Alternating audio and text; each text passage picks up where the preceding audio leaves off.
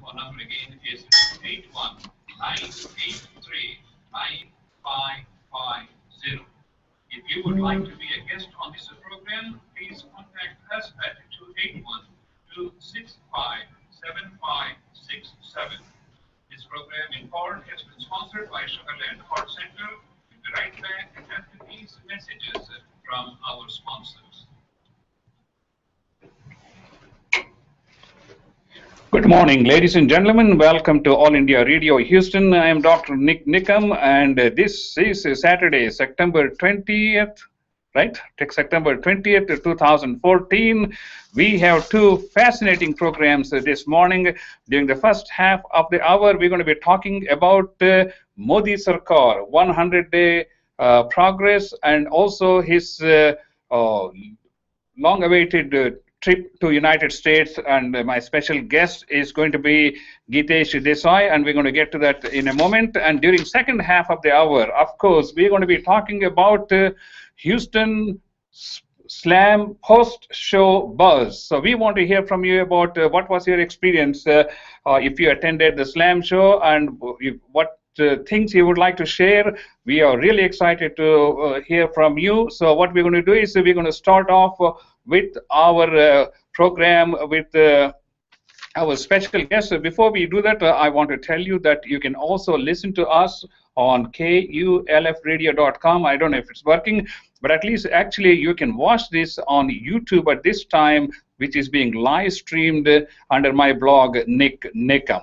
So let us begin with Narendra Modi's Modi Sarkar 100 days progress and his upcoming visit to the United States. My special guest is Gitesh Desai, who is very well known in the Indian community.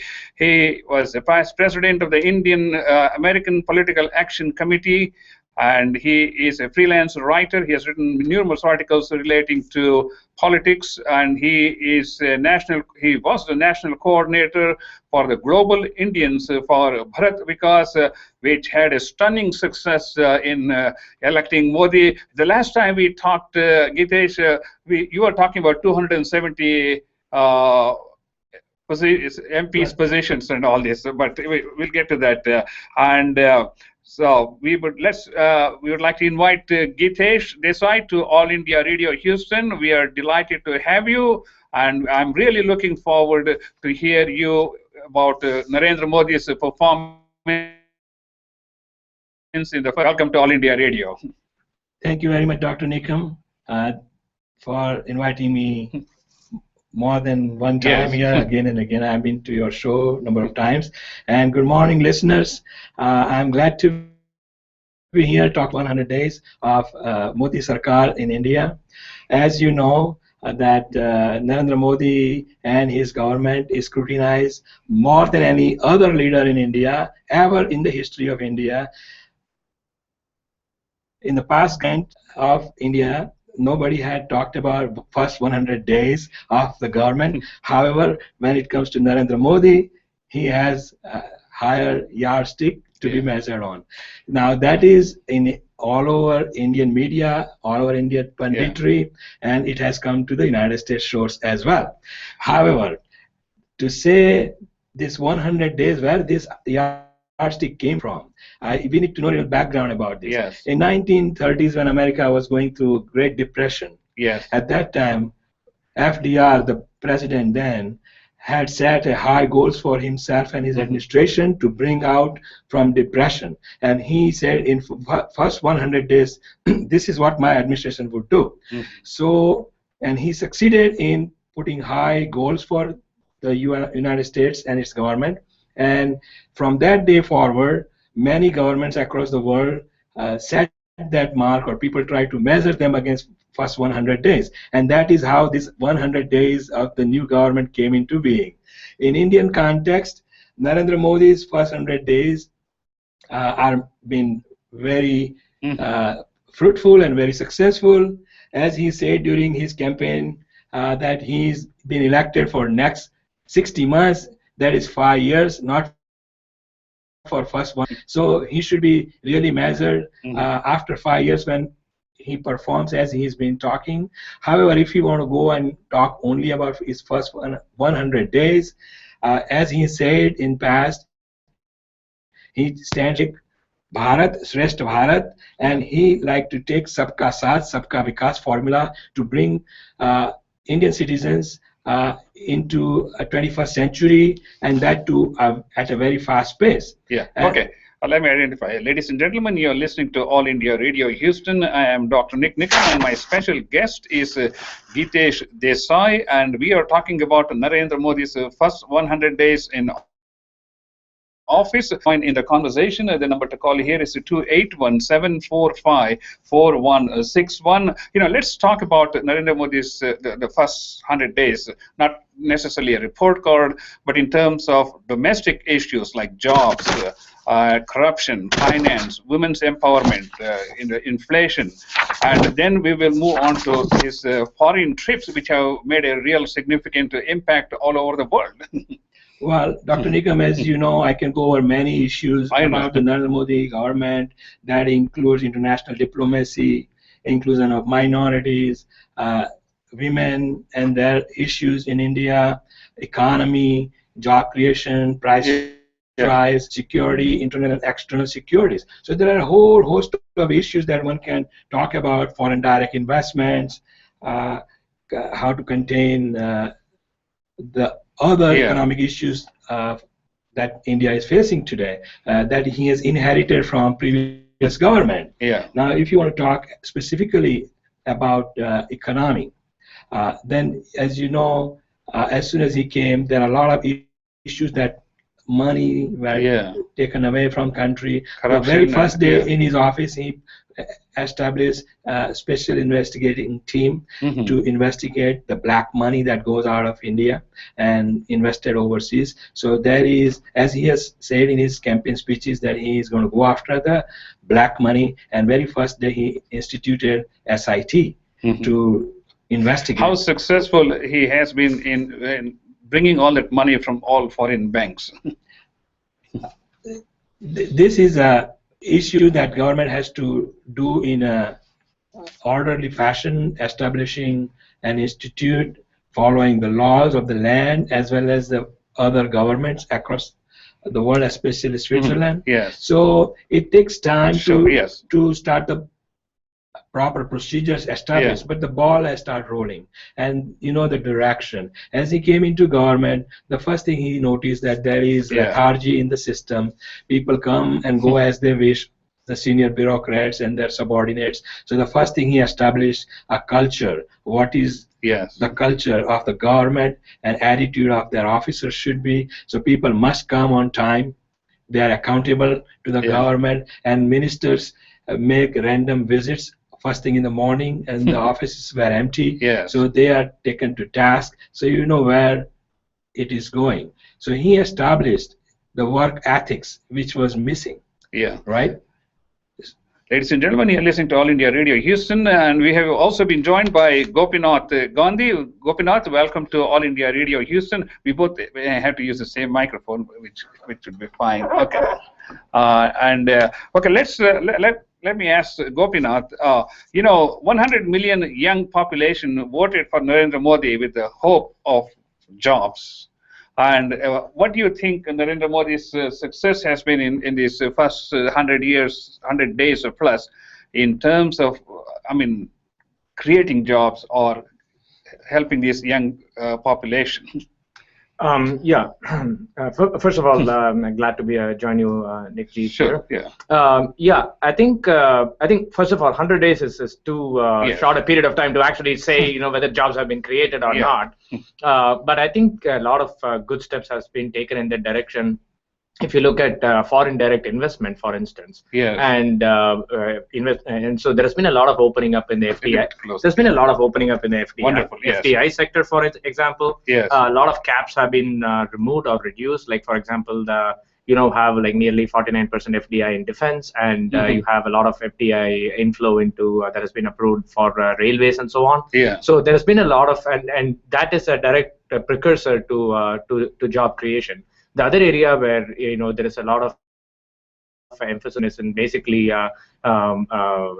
in infrastructure buildup. That there has been a lot of focus on infrastructure buildup, and which has always been a facet of NDA government, and these would lead downstream to jobs. So it's difficult to say if already there has been an increase in jobs, but I think the right foundations are being laid for subsequent job creation. Oh, okay. And as you know, I would like to interject about the consumer price index has improved.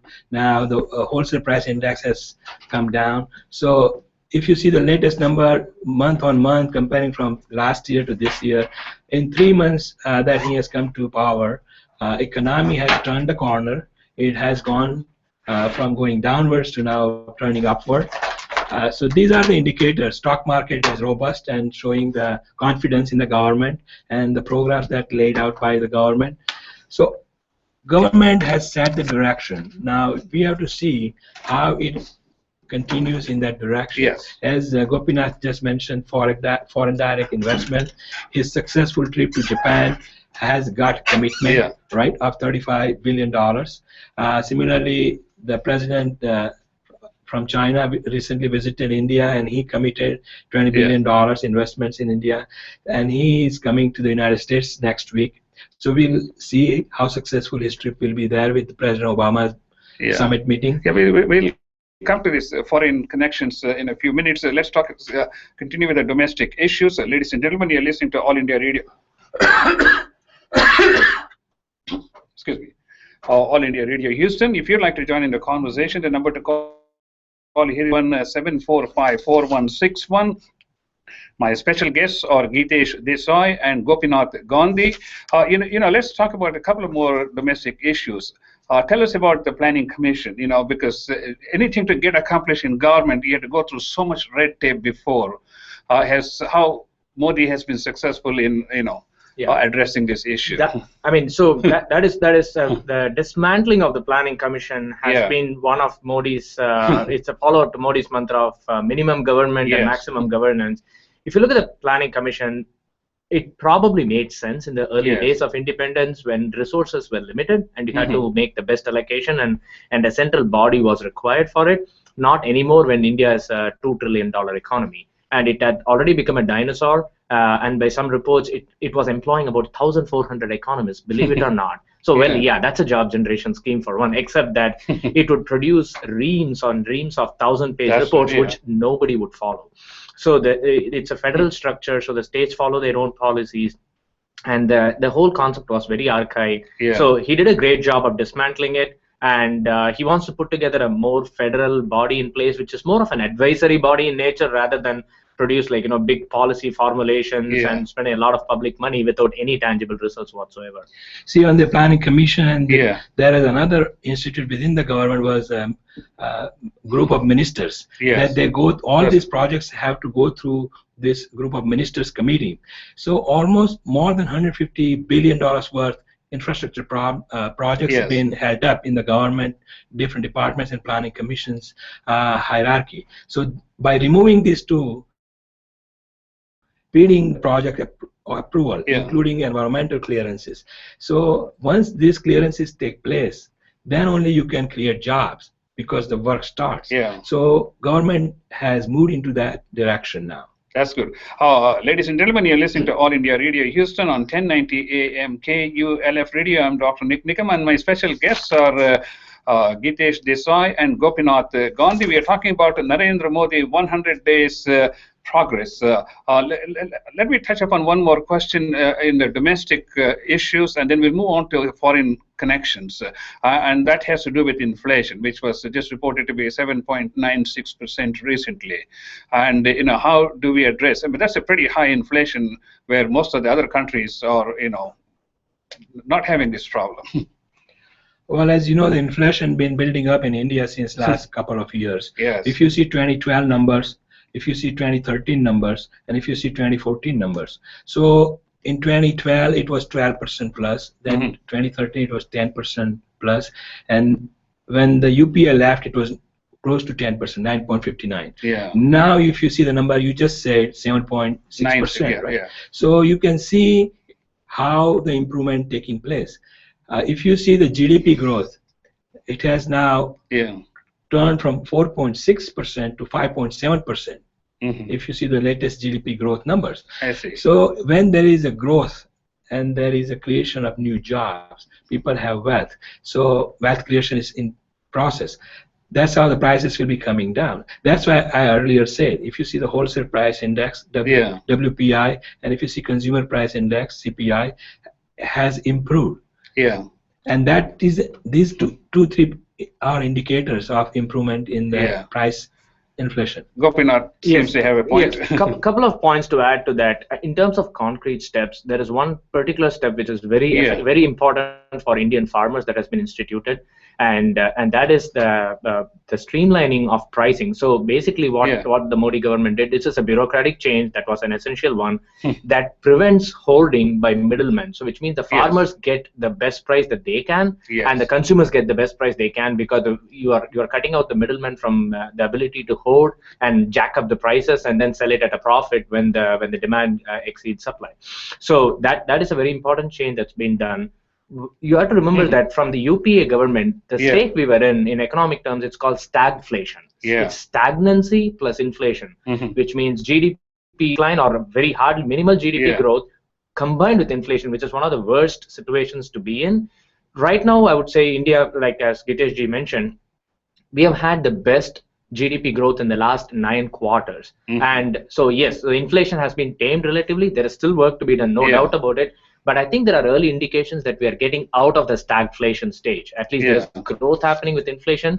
And inflation is always not just a thing of the government. It's also the responsibility of the RBI. And I think Raghuram Rajan especially has been very keen on basically controlling inflation, and that's something that it's a body that's outside of the Modi government. So it has to be handled on multiple fronts, and these are still early days, but I think the trends seem to be pointing towards the right direction. Okay, ladies and gentlemen, you're listening to All India Radio Houston. I am Dr. Nick Nikam, where we are talking about Narendra Modi 100-day progress report. Of course, this is just like a tip of the iceberg. In 30 minutes we can cover everything. So let's shift gears and talk about foreign connections. I don't know how many prime ministers have visited, 1, 2, 3, like 5 different parts of the world in the first 200 with Nepal, and what did we accomplish by visiting Nepal? Then we'll go through all these different countries which are very important in terms of foreign relations and how India is going to do business with these countries and in the future. Modi government foreign policy is one of the important components. As you know, before he came to the office, he had set his goals and the ball rolling. The very first thing he did, SARC country leaders at his inauguration event, and that was to bring the neighborhood together, because he realizes the strength of India in its neighborhood in Asia, and India can play a major role as a leadership role in India and in the Asian context. So he is emerging now as one of the world leaders, as you can see that. And so very first thing he did, inviting the SARC leaders to his inauguration. Then he visited Bhutan, and he then went to Nepal. Because Nepal, as you know, India has neglected neighboring countries for many, many years. These are friendly countries. They have a lot of things in common, culturally and economically, politically, and so many other ways. So he wanted to build bridges with all these countries before he goes further out of Asia. Nepal and India can do a lot of good things together. And economically, India needs energy, and Nepal has a lot of resources to put hydroelectric power plants. I see. So this is one thing that India can benefit, and India can help Nepal to revive its economy. India has guaranteed $1 billion credit to Nepal. So as a big brother, India is in the neighborhood. So developing a good relationship. For last 17 years, nobody went or had any good political relations with, diplomatic relations with Nepal. So he is putting the foundation in place. That's why I said, it's a very good step. And then, now let me move to the next country here. Gopinath, maybe you can answer this one, Japan. Obviously they had a very successful meeting, but most of the foreign countries have one axe to grind, and that is the difficulty in doing business in India. So maybe you can address that as, because Japan will be a very, very important partner for India to make progress. Absolutely. And especially Sri Narendra Modi actually has a very good personal relationship with Mr. Abe, who's the Prime Minister of Japan. And they have been friends even from the time that he was a Gujarat Chief Minister. And that personal rapport helps a lot. And he has secured $35 billion in foreign direct investment from Japan.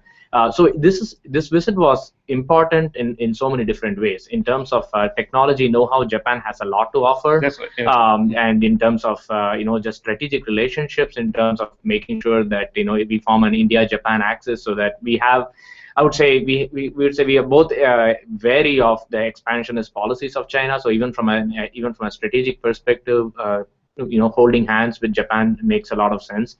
Japan has a lot of technology know-how, as we all know, in terms of consumer electronics, bullet trains, nuclear reactors, milling machines. I mean, you name it. I mean, they are the world leaders in so many areas. They could bring in a lot of technology. So the visit was greatly successful, and it was expected to be successful. And so there were a couple of areas where some critics point out that progress was not made. For example, there was no nuclear deal as part of the thing, but it was never a big part of the agenda to begin with. And Japan has been very wary of supporting other people's nuclear efforts. And so it's not something to be. It will work. I think eventually there will be some sort of agreement.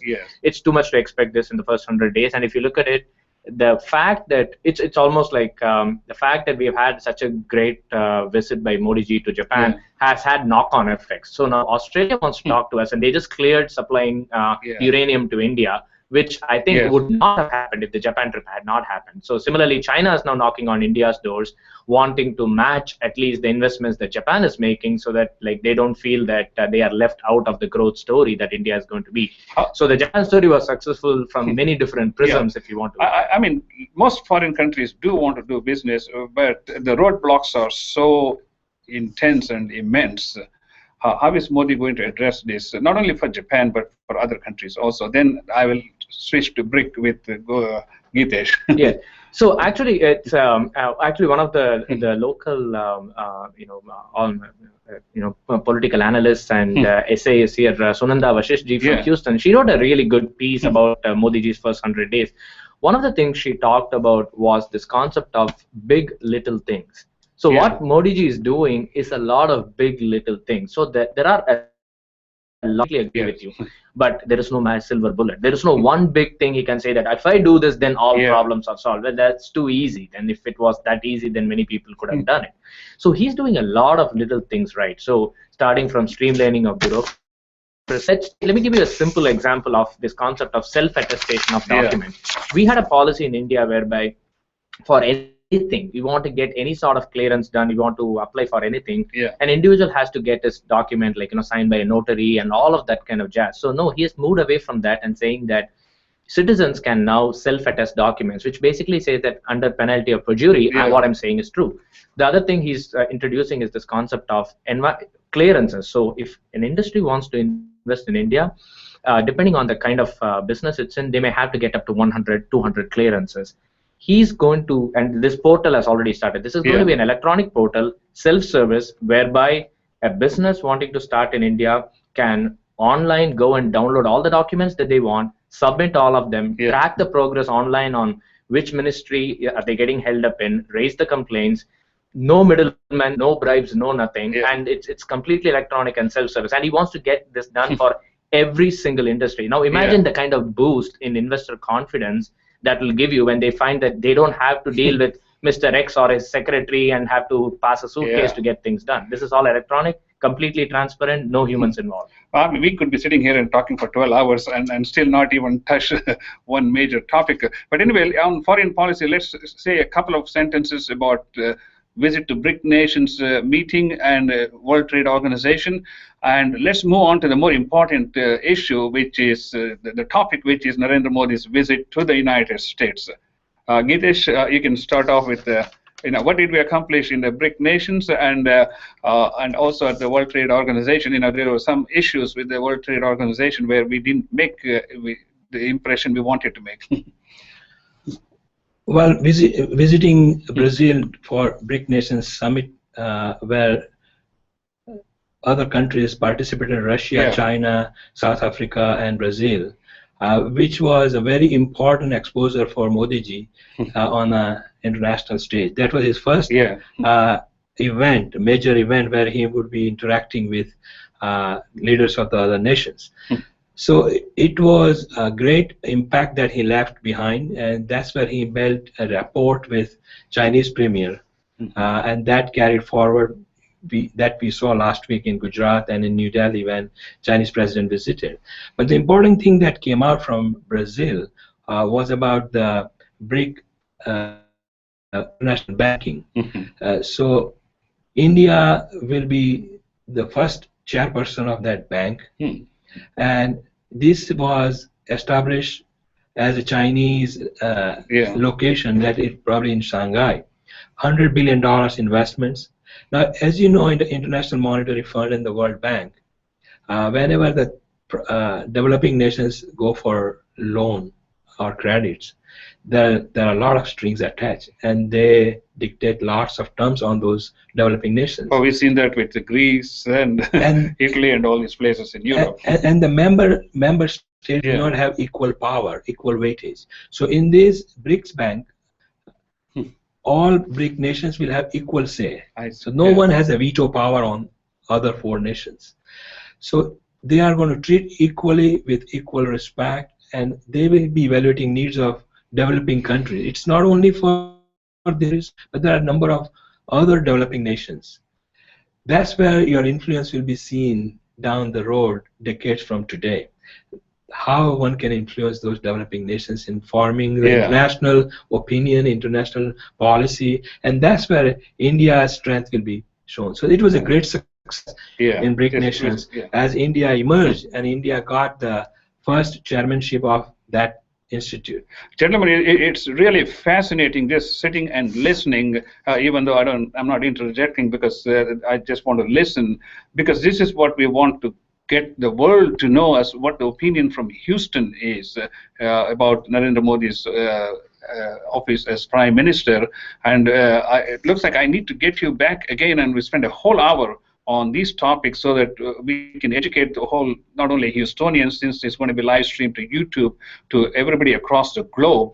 So we got only another 3 minutes. So let's talk about the most important topic, and that is Narendra Modi's visit to the United States. So ladies and gentlemen, you're listening to All India Radio Houston, and we're talking about Narendra Modi 100 days progress and his US visit, upcoming visit. My special guests are Gitesh Desai and Gopinath Gandhi. Okay, gentlemen. So as a Prime Minister, Narendra Modi will be visiting the United States, and New York will be having a big event by Indian American community, giving a reception to the Prime Minister at Madison Square Garden in New York City next Sunday on September 28th. So the community across the country has been waiting for a long time for Modi ji to come to the United States. So this is a big event, and there's lots of excitement for this event. Lots of people are going, even from Houston. There are more than 100 people are going to be attending that event. More than a dozen organizations from Houston alone are participating in it, sending their representatives across the United States. Almost 410 organizations are participating. Number of organizations have applied, but they've been not accepted for one reason or another, and they're disappointed. Lots of people are also disappointed because the Madison Square Garden has 20,000 capacity, and there was a lot of interest, a lot of subscription for the attendance, and a lot of people been disappointed. People are coming from Hawaii, from California, all corners of the United States. So lots of people are going there and going to have a great reception. U.S. lawmakers will be attending also, congressmen and senators from different states. So it is going to be a great event where this is the MCs are, PBS is anchor Harish Srinivasan, and 2013 Miss USA, who was from Indian origin, Indian origin. Nina Davaluri. Right. So these two are going to be emceeing the event. So community is very excited. We are very excited going from Houston to the event. And it's going to be a great event to see. After his visit to that community event in New York, next 2 days he will be visiting the White House at the invitation of the President Obama. And he will be having a dinner with the President and the First Lady. Next day he'll going to have lunch with the Vice President, then the Clintons, and so he has a very high-profile visit. He's bringing with him a great contingency of Indian industrial and business leadership, people, high-profile. As you know, in Japan, India's business who were present in the audience and is in his delegation.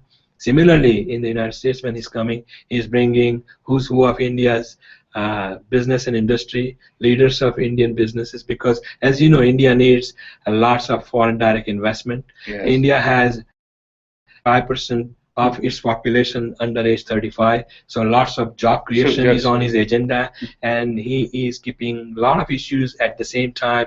India's strategic importance in the region, India's leadership on the world fora. So he is talking with world leaders on one-on-one, face-to-face, eye-to-eye, and he's going to have a great trip to United States. Fascinating. Gentlemen, my special guests have been Gitesh Desai and Gopinath Gandhi. We are talking about Narendra Modi's 100-day progress and his upcoming visit to the United States. It's been a pleasure, gentlemen, talking to you. And the 30-minute went so fast, I need to get both of you and we allot a complete hour, because it is very vital for us to understand the world we live in, and what are the things that we face as challenges, and how best we can deal with it, because we have a lot of families still living in India.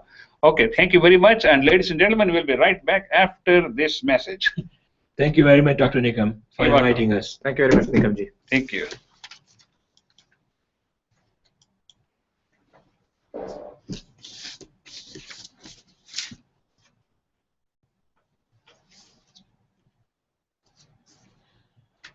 Oh, please.